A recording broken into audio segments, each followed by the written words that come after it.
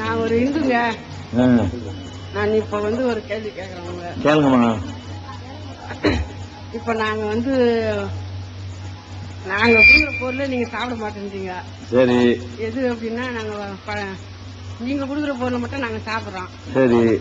அது ஏன் அது? நீங்க குடுக்குற எந்த பொருளை சாப்பிட மாட்டேங்கிறாங்க? எந்த பொருளையுமேவா? இந்த படைச்ச பொருள் படையல் செஞ்சத.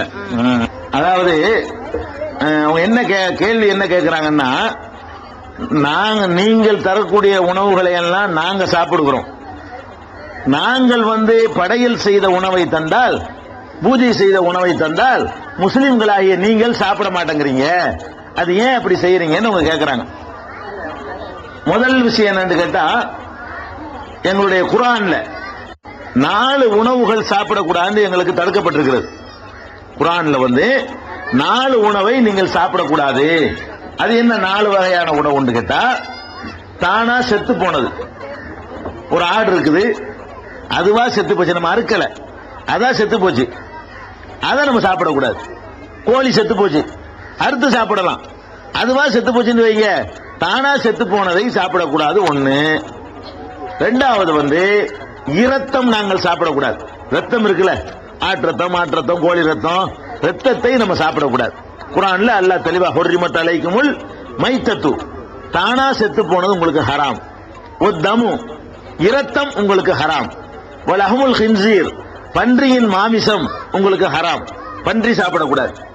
3 சொல்லிவிட்டு 4வதாக குர்ஆன் எங்களுக்கு சொல்லுகிறது, வமா உஹில்ல லிகைரில்லாஹ், அல்லாஹ்வை தவிர மற்றவர்களுக்காக படையல் செய்யப்பட்டவை, பூஜை செய்யப்பட்டவை, அதை நீங்க சாப்பிடக்கூடாது என்று குர்ஆன் நமக்கு கட்டளை எடுக்கிறது. அதனால நம்ம சாப்பிட மாட்டோம். கேட்டதுக்கு மார்க்க ரீதியா என்ன பதில்னு கேட்டா, அல்லாஹ்வுக்காக, அல்லாஹ்வை தவிர மற்றவர்களுக்காக படையல் செஞ்சிடறாங்க, அந்த மாதிரி படையல் செஞ்சதை நீங்க சாப்பிட்றாதீங்க அப்படின்னு குர்ஆன்ல இருக்குது. இது முஸ்லிம்கள் தெரிஞ்சு கொள்ள வேண்டிய பதில். அவங்களுக்கு சொல்ற பதில இது பத்தாது. அது ஏன் சாப்பிடக்கூடாது? படையல் செஞ்சா என்ன, படையல் செய்யாட்டி என்ன, ரெண்டு ஒரே உணவு தானே, அதை ஏன் சாப்பிடக்கூடாதுன்னு அறிவுபூர்வமா சொல்வதாக இருந்தால் அவங்களுக்கு வேற விளக்கம் கூடுதலா சொல்லணும். நம்ம அளவுக்கு தெரிஞ்சுக்கிறது என்னன்னு கேட்டா, படையல் செஞ்சதை சாப்பிடுறது தடை. அது அவுலியாவுக்கு படையல் செஞ்சாலும் சாப்பிடக்கூடாது, சாமிக்கு படையல் செஞ்சாலும் சாப்பிடக்கூடாது. அல்லாஹ்வுக்காகத்தான் எந்த உணவையும் என்ன செய்யணும், நம்ம அர்ப்பணிக்கணும். அப்படி இல்லாம இருந்தா சாப்பிடக்கூடாதுங்கிறது நமக்கு உள்ள சட்டம். அவங்க கேட்கறது என்னன்னு கேட்டா, நாங்களும் மனுஷன், நீங்கள் மனுஷன் தானே, அது ஏன் நாங்க கடவுளுக்கு படையல் செஞ்சதுனால நீங்க சாப்பிட மாட்டேங்கிறீங்கன்னு கேட்கறாங்க. அது ஏன் நாங்கள் சாப்பிடுவதில்லை என்று கேட்டா, இந்த உலகத்துக்கெல்லாம் ஒரே ஒரு கடவுள் தான் இருக்கான்னு நாங்க நம்பணும். இந்த உணவு, ஆடு, மாடு, கழுதை, குதிரை என்னென்ன இருக்குதோ எல்லாத்தையுமே படைச்சவனும் அதை நமக்கு தந்திருப்பவனும் அல்லாஹ் தான், இறைவன் தான் அப்படின்னு நம்ம நம்பணும்.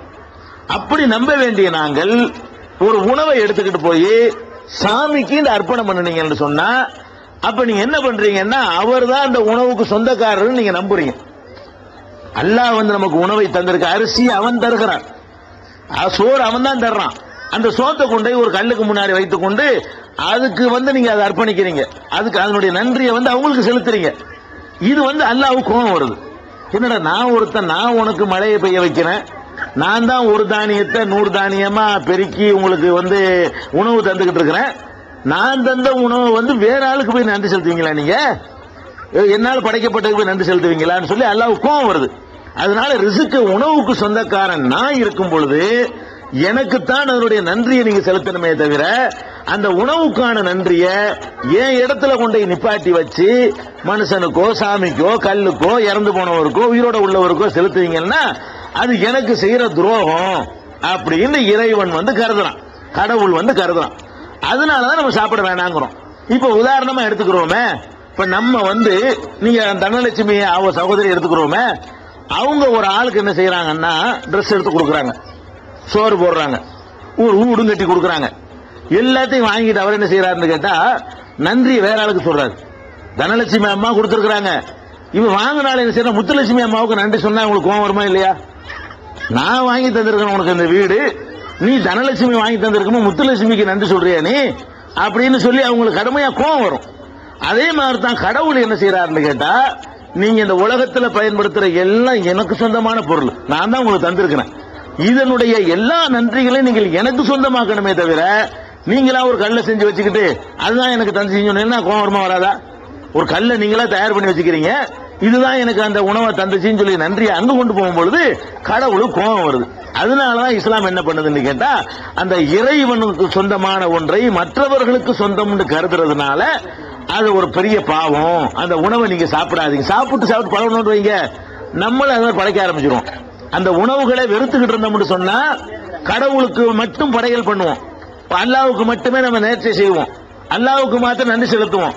மற்றவங்க படையல் பண்ண சாப்பிட்டு பழகுனீங்கன்னு வைங்க, நீங்கள் என்ன செய்வீங்க? அந்த தப்பை செய்ய ஆரம்பிச்சிருவீங்க. கடைசியில ஓரிரை கொள்கை தௌஹீதுங்கிற கொள்கை உங்க உள்ளத்துல எடுபட்டு போயிரும் காப்பாத்துறதுக்காக வேண்டி இப்படி ஒரு கடுமையான நிலைப்பாட்டை இஸ்லாம் எடுத்திருக்கு.